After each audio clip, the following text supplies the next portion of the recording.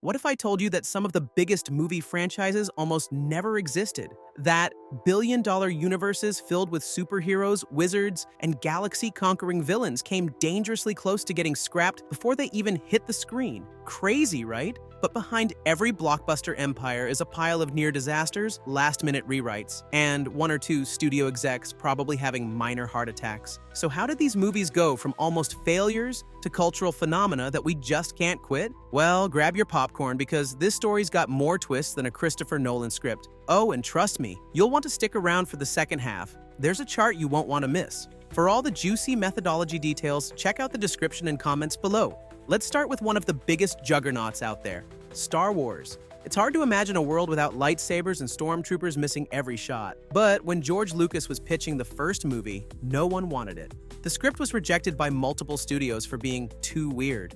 Even when it finally got the green light, everything that could go wrong did. The budget was a mess, and the visual effects team was pretty much inventing new ways to make space battles look real. Lucas was so stressed he skipped the premiere because he was convinced it would flop. Instead, Star Wars went on to make so much money it basically turned the entire industry into its own personal Death Star. And then there's the Marvel Cinematic Universe, aka the empire built on a wing and a prayer, and a billionaire with a metal suit. Back in 2008, Marvel wasn't even a player in Hollywood, let alone a big one like nowadays. They had sold off the film rights to Spider-Man, the X-Men, and the Fantastic Four just to avoid bankruptcy. Iron Man was supposed to be a last-ditch effort, and even then, studios weren't convinced Robert Downey Jr. was a safe bet because, well, let's just say his real-life persona was a bit too Tony Stark for comfort. But against all odds, it worked. And when Samuel L. Jackson strolled in after the credits to talk about the Avengers Initiative, nobody could have guessed that a single post-credits scene would change the movie game forever. Speaking of unexpected hits, can we talk about how Pirates of the Caribbean was supposed to fail? The first movie was based on a theme park ride, and Disney was so sure it would bomb that they almost pulled the plug mid-production. Plus, Johnny Depp's decision to play Jack Sparrow as a tipsy, eyeliner-wearing rock star had studio execs freaking out. One Disney executive literally asked, "Is he drunk or is he gay?" To which Depp responded, "Both." Well, joke's on them, because that movie didn't just succeed, it made pirate fever a thing, which is impressive considering no one had cared about pirates since, like, 1720. But even the most magical franchises can come from some not-so-magical origins. Take Harry Potter. J.K. Rowling was a single mom on welfare, writing in coffee shops because she couldn't afford to heat her apartment. 12 publishers turned the book down before one finally said yes, mostly because the editor's 8-year-old daughter read the first chapter and demanded more. Fast forward a few years, and the franchise has its own theme parks, spin-offs, and a fan base so dedicated they're still arguing about house placements like it's a matter of national security. And honestly, that's exactly what draws us in about these movies, isn't it? It's not merely the intricate plots, jaw-dropping CGI, or record-smashing box office numbers. It's the way they make us feel. There's something undeniably magical about walking into a theater, settling into your seat, and knowing you're about to lose yourself in a world that flagrantly disregards the laws of physics, logic, and occasionally even good taste. You already know there will be explosive action, baffling plot twists, and at least one character faking a death for maximum emotional impact. Yet we keep showing up, because no matter how outrageous the spectacle gets, nothing compares to watching your favorite characters pull off the impossible time and again. And perhaps that's why we become so emotionally attached to these stories. It's not just the adrenaline-pumping action, the stunning CGI, or even the post-credit scenes that serve as little rewards for our attention. It's the way these films stealthily infiltrate our minds and get us to care deeply about characters who aren't even real. Try explaining to someone why you were moved to tears by a sentient walking tree or a talking raccoon, and then describe how you ended up in a marathon Reddit debate about their character arc. It might even feel a bit embarrassing how completely we surrender, but that's precisely the point.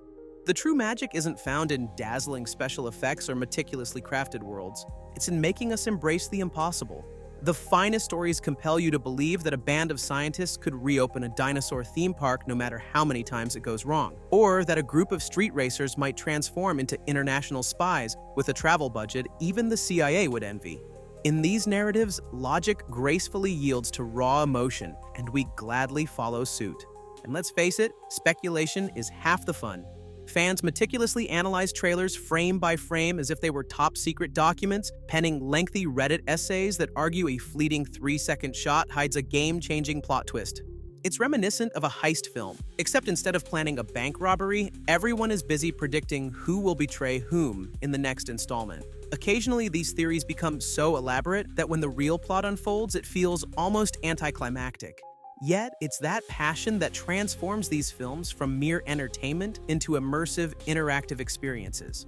But here's the thing. For every impeccably crafted plot twist, there's one that leaves you squinting at the screen, whispering, "Wait, what?"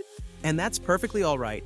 We don't flock to these movies for airtight logic. We come for the unforgettable characters, the epic one-liners, and that triumphant moment when the hero rises one final time. Sure, sometimes the narrative stretches thinner than a tortilla, but who cares when the ride is this exhilarating? And truth be told, it isn't only the heroes that render these tales irresistible, it's the villains as well. Some are so masterfully written that you find yourself rooting for them, a peculiar sensation when they're brandishing doomsday devices.